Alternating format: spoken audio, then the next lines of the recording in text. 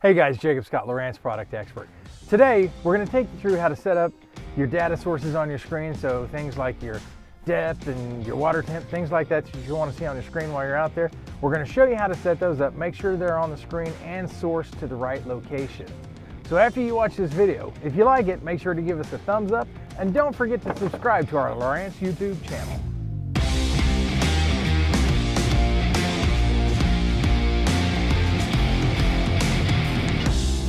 Okay guys, so you may be asking, why would I have multiple sources out here that I want to select my data from?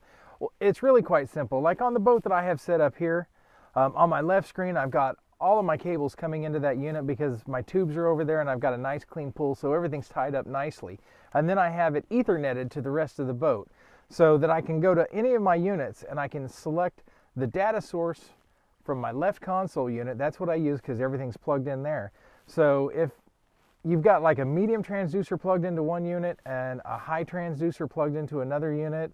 So you can go back and forth if you use that medium transducer, or you use, say, something like an Airmar TM150.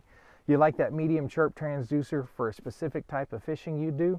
You can have that connected to one unit. You can have a regular transducer connected to another unit. And then you can just swap your source back and forth between those units to get the picture you want on the screen. So as you can see on this screen, we don't have any depth or temp sources up on the screen. So the first thing we want to do is we're going to press our power button, and then we're going to select Edit Data Overlay. And then we want to add. So if we want to add speed, we would go to GPS and select Speed Over Ground, and as you can see, it shows up on the screen. The next thing we're going to do is we're going to add our depth, which it shows up as 19.5 feet. And we're also going to set up water temp. That shows up correctly on the screen. So if these came up and they were dashes or something like that, as far as that goes, we would select our depth. We selected our depth. Now we would hit the drop down arrow right here and we would go to data sources. So as you can see in here, it gives us several different choices.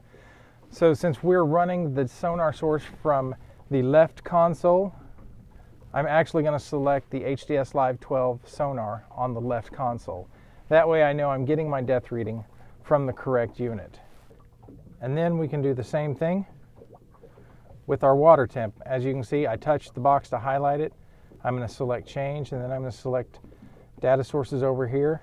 And as you can see, the correct source is selected. So if I had a different source in here that had dashes, when you see the little 3 dash lines, that means you don't have a valid data source.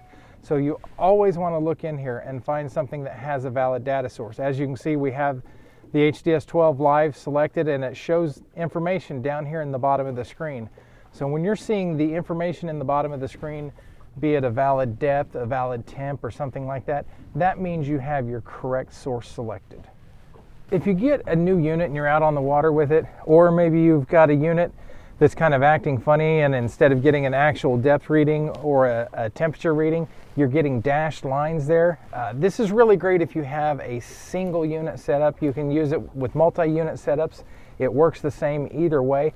So one of the easiest way to get your data sources set back to where they need to be is you can press the Pages button, and then we select Settings, and then we're going to go down to Network. Once we've hit Network, if we select Auto Configure, it's going to ask, is everything powered up? So, and it, resets your invalid data sources. So it says, are you sure you want to do this? And you hit yes, and now the unit's going to go look at your network and select all of your valid data sources for you. Okay guys, that's just kind of a brief overview of how you're going to set up your data sources for things like temp and depth and any other data that you want to overlay on the screen. Don't forget, if you like this video, give it a thumbs up. Don't forget to subscribe to our Lowrance YouTube channel. We're going to be covering a different topic every week. If you subscribe to the channel, you're going to get the notices when they come out.